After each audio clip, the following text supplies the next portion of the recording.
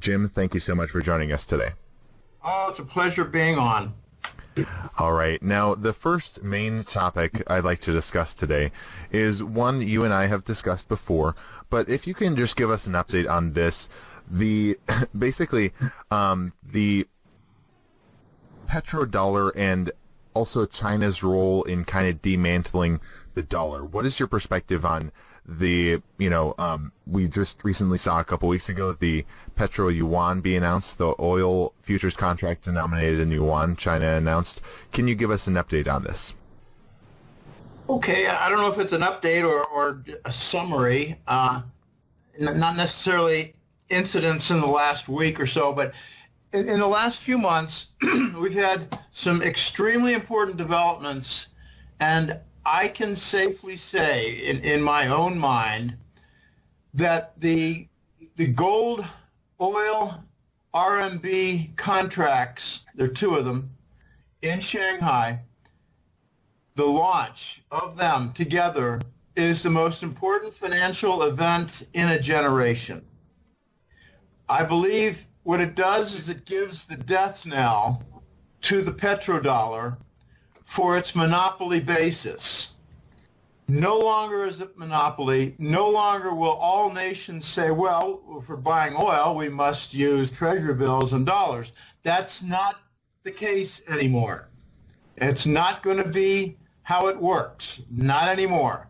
The second thing, I think, is a very important single event. And the Saudis know it's inevitable. But the Chinese are going to demand that the Saudis sell oil in RMB terms. And I regard that as a knife in the heart of the petrodollar. Hey, Jim, a question about that. If they're selling oil in RMB terms, what are they going to be doing with the proceeds? What do you think? What will the Saudis do? Yeah, like for instance, I mean, there's not a huge bond market in RMB at the moment, so where will the proceeds funnel towards? I think the Saudis will take RMB, and already there's rather plentiful investment, business investment. The petrochemical complexes are always being upgraded. There's exploration going on.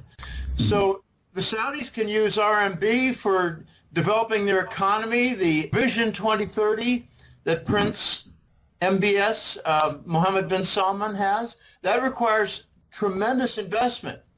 I think it's going to be in RMB. Can you expand on why you think that China will demand that the Saudis sell oil in RMB? Pride. The Chinese are, I think, the Saudis' biggest client. The United States is not in the room when the Chinese buy Saudi oil, so the Chinese say, why should we use the Americans' currency? The Chinese want their place in global finance. They want control of their own fate without using a country's currency where they're printing the money to fill their Wall Street banks and covering the U.S. government debt. This is the end time for the dollar's dominance. Speaking of the dollar today, it looked like there was a little bit of strength. You got a lot of people out there who are, there's a lot of traders out there I see, especially on Twitter and financial sector of Twitter, who are thinking that there'll be a dollar, rebound here coming up shortly. What are your thoughts on that, maybe in the medium term? Honestly, I don't pay a great deal of attention. I know this might sound like heresy, but I don't pay a lot of attention to the short-term moves in either gold or the dollar. I'm busy following the events that will force the collapse of the dollar and events that will bring about the breakdown of the COMEX. So the dollar is making its movements right now, and honestly, I'm not too concerned about it. about that. What I'm following is the trade war, the tariffs back and forth, sorghum versus the ZTE chips for China. The fact that the dollar's moving a little bit doesn't interest me at all. I don't mean to be rude, but if there are 10 stories out there, and that's one of them, that's 10th on my list. Well, what about this? I mean, along the other counter argument, if I'm going to play devil's advocate about the RMB, is if you just look at their M2 money supply in China, there's never been a country that's exploded their M2 money supply this fast, in percentage terms. So, I'm sure people look at that and they're afraid of being, eventually there'll be a devaluation in the RMB. I mean, how long can they prop up this peg that they have versus the U.S. dollar? I mean, I essentially see that they both kind of want to devalue the respective currencies. So I guess the question is, from one fiat or the other, I mean, they're all pretty poor choices when you look at them fundamentally, I guess. Right. That's why I don't pay a lot of attention to the yuan movement either. Yeah. I look at the factors that are going to wreck the U.S. government treasury bond market and the factors that are going to wreck the gold market and the factors that are wrecking the petrodollar. As for the yuan, there's a lot of misconception out there. A lot of people tend to think that the yuan is in trouble, the RMB. How could it be in a lot of trouble when almost all, like 98% of their debt is held internally? With the United States, we've got, maybe 40% of the 21 trillion that's held in foreign hands. So why aren't people talking about that more? They're talking about the wrong thing. The Chinese might be seeing their currency rise slowly on anticipation of a great deal of volume in the Shanghai oil market. Also in anticipation of maybe a year from now, some form of a connection and linkage between the Chinese currency and gold. Now, I say some linkage. I'm not saying a gold-backed yuan. I'm saying some form of linkage, and it might be the gold trade note. It could be that the yuan will be interchangeable. Short-term yuan bonds might be interchangeable with the gold trade note for a period of time. I call the yuan a caretaker currency for that purpose. Anyone who thinks the yuan is tremendously overvalued, I think, is very lost. The overvalued currency is the dollar, and we're printing it. Usually when a nation prints a currency to cover their debt, they suffer a 50% currency decline. Why has the dollar not? Now, one of the topics I would like you to address in a little bit more detail is the potential trade war between the U.S. and China. You mentioned it, and I'm wondering, does it have anything to do, does it also tie into this kind of de-dollarization or China moving away from the dollar? Are those two related? I mean, I see it could be kind of interpreted as China just kind of moving away from the United States. The Chinese have been moving away from the United States financial system for the last 2 years. The whole establishment of the Belt and Road Initiative, get this, is a roughly $8 trillion table of projects. None of it's in the dollar. And the United States corporations have been, they left the side door open so a couple companies like Honeywell and General Electric can slip in and maybe grab some floor scraps. If they get more than, if they get more than, say, 20 billion out of 8 trillion, I'll be surprised. Hey, Jim, this week I saw the Russian stock market went down a lot because of the sanctions. Supposedly that was a big reason why it got hit. And, recently you've seen a lot of pictures around the internet of Russian gold reserves, Russian even silver reserves. You can see in the pictures that they have. I know you've written a little bit about the Russian ruble and, potentially there being some type of linkage to bullion.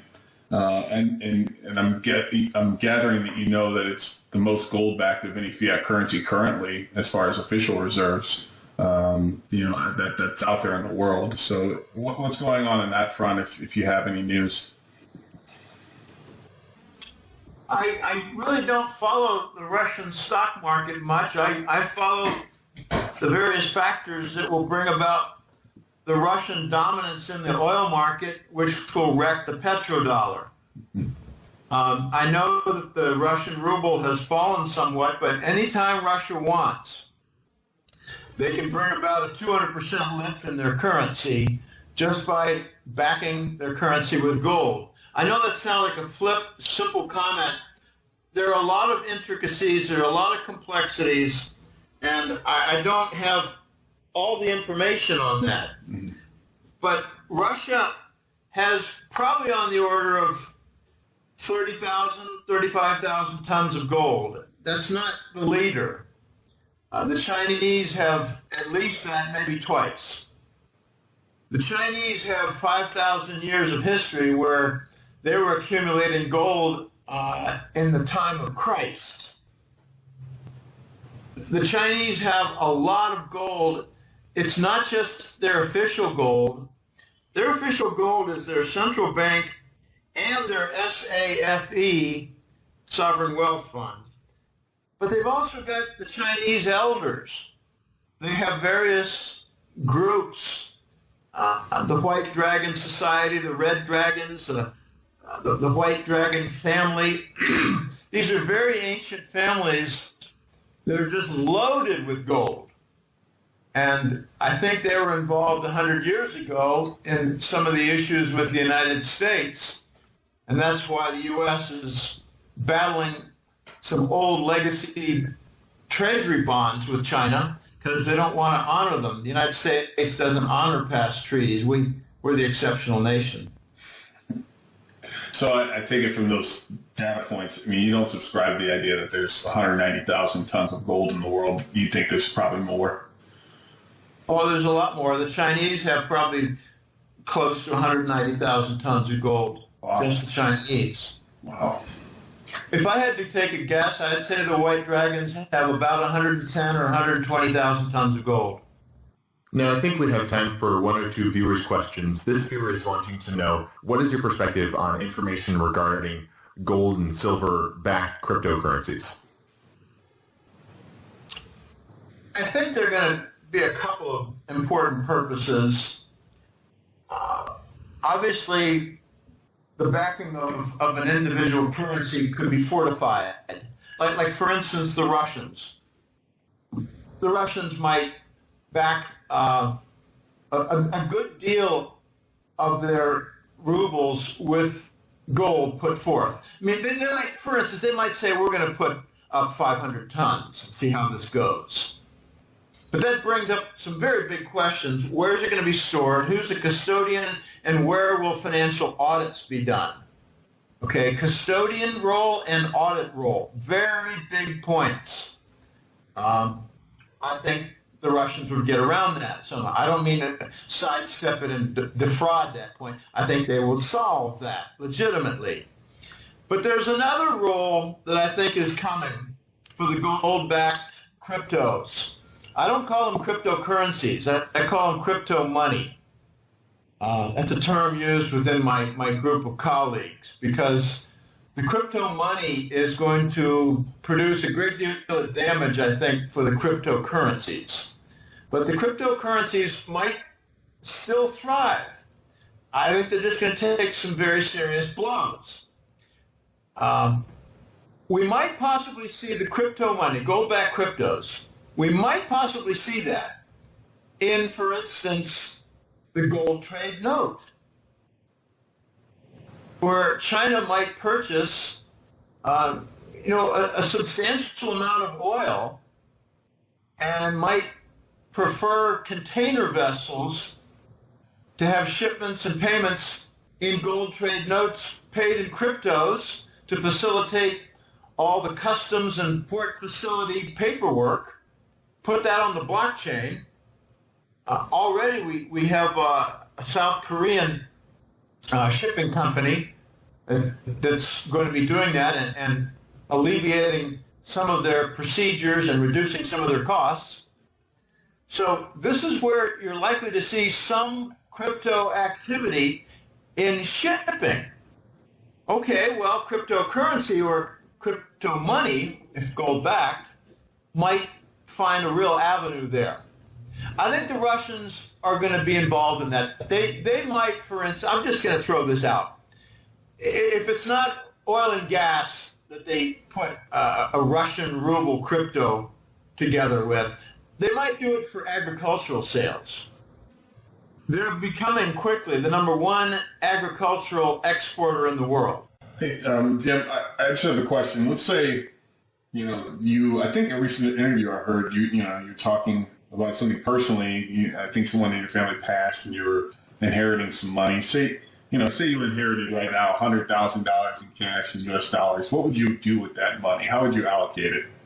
Oh my gosh, tough question. I think I would, well, let's assume that I have a very plentiful cash situation, okay? Uh-huh. So I've got that amount of money. I'll think in percentage terms, and I'll assume that it's all to be invested. I think I'd put 60 to 70% of it in silver bars, mm-hmm. the big 1,000-ounce bars. Mm-hmm. I mean, I wouldn't mess around with the 100-year-old Morgan silver dollars. I'd go to the big bullion items, mm-hmm.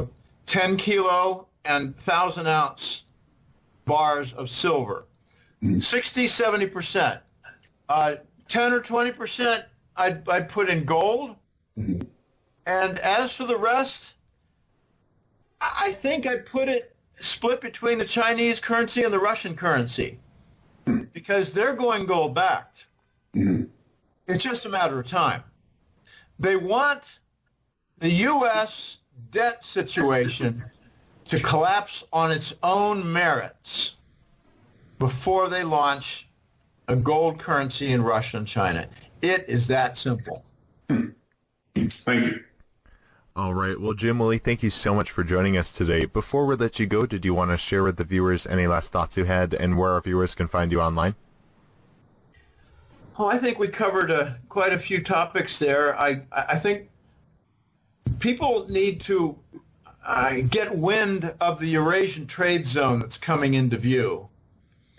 It's going to be a rather substantial trade zone, and it's going to go completely counter to the George Orwell concept of Eurasia losing out to Oceania.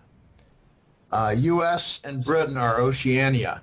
They've had their day, and now they've given up their industry, and they're loaded down with debt. Okay. The Eurasian trade zone is going to be the big baby, operated and formed by Russia and China. They've got the Belt and Road Initiative, $8 trillion in projects. Almost none of that will be in the dollar.